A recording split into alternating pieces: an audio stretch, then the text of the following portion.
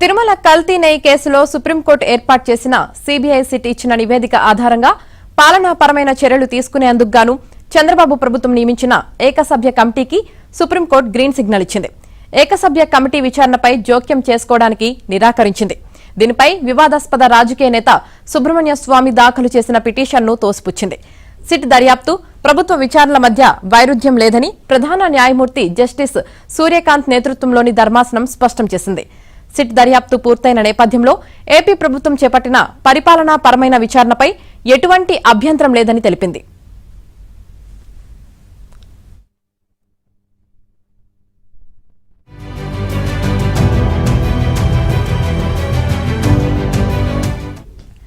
కల్తీ నెయ్యి వ్యవహారంలో పాలనాపరమైన చర్యలు తీసుకోవాలన్న సిట్ ప్రతిపాదన మేరకు రిటైర్డ్ ఐఏఎస్ అధికారి దినేష్ కుమార్ నేతృత్వంలో చంద్రబాబు ప్రభుత్వం ఏకసభ్య కమిటీని నియమించింది. ఆ వ్యవహారం జరిగినప్పుడు టీటీడీలో పాలక మండలిలో పనిచేసిన వారిపై కమిటీ విచారణ జరపనుంది.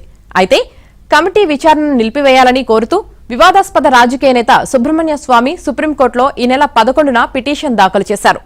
సుప్రీంకోర్టు పర్యవేక్షణలో సిట్ ఉండగా మళ్లీ రాష్ట్ర ప్రభుత్వం ఏకసభ్య కమిటీని నియమించడాన్ని ఆయన తన పిటిషన్లో సవాల్ చేశారు.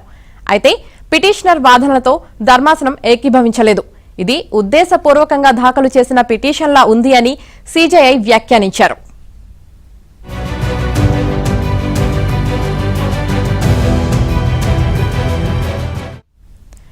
తిరుమల కల్తీ వ్యవహారంలో రాష్ట్ర ప్రభుత్వం పాలనాపరమైన దర్యాప్తు చేసుకోవచ్చని సొలిసిటర్ జనరల్ తుషార్ మెహతా ధర్మాసనం దృష్టికి తీసుకువెళ్లారు.